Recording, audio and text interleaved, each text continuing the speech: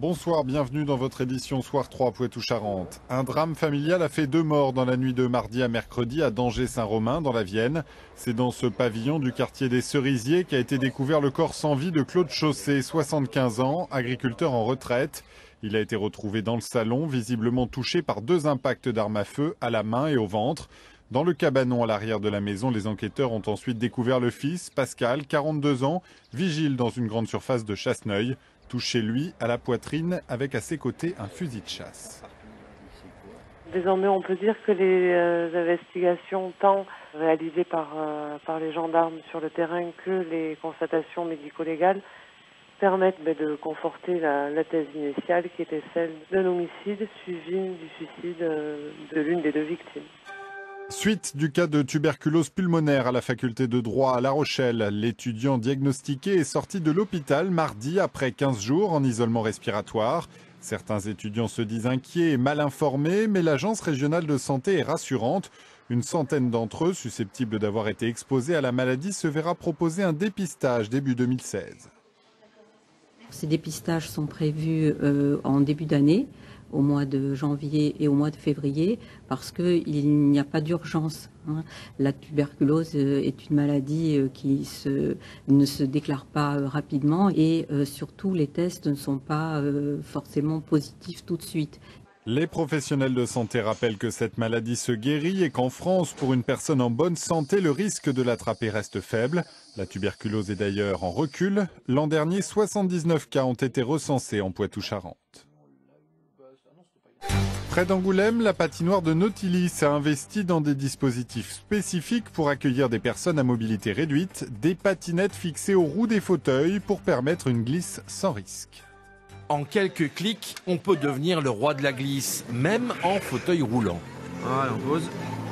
Posez. Ouais. Impeccable. Et c'est parti.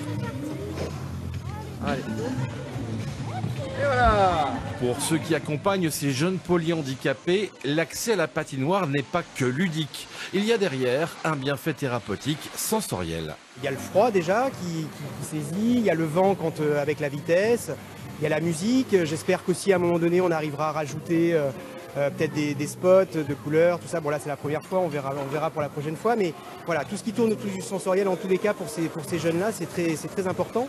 Poser des patins sur les roues d'un fauteuil roulant, une idée défendue par une mère de famille qui avait déjà expérimenté ce procédé dans d'autres patinoires.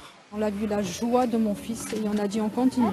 Et comme j'ai vu que c'était trop loin, j'ai proposé ce système ici, à Nautilis, qui était d'accord du projet. Et j'en ai parlé à l'IAME de Soyaux et on a suivi le projet tranquillement et je suis super contente aujourd'hui. Parce que quand je vois les enfants heureux comme ça, je vais passer une bonne journée.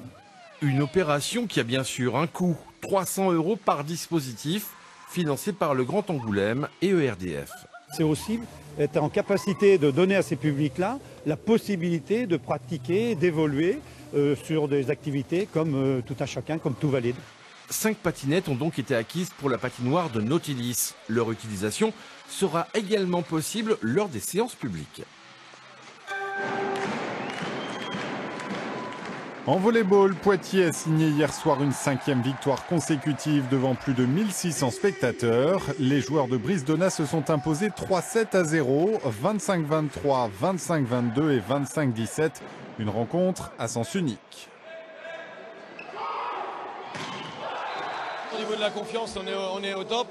Maintenant, il faut qu'on soigne encore les petits détails. L'équipe vraiment progresse énormément, mais il y a encore quelques petits détails à améliorer, notamment la concentration sur les moments importants et notamment au 2e set. Là, on ne doit pas prendre 3 à 4 réceptions moyennes. Sérénité en tout cas pour le SPVB. Après 9 journées de championnat, l'équipe occupe la 2e place de Ligue A à 1 point du leader Chaumont.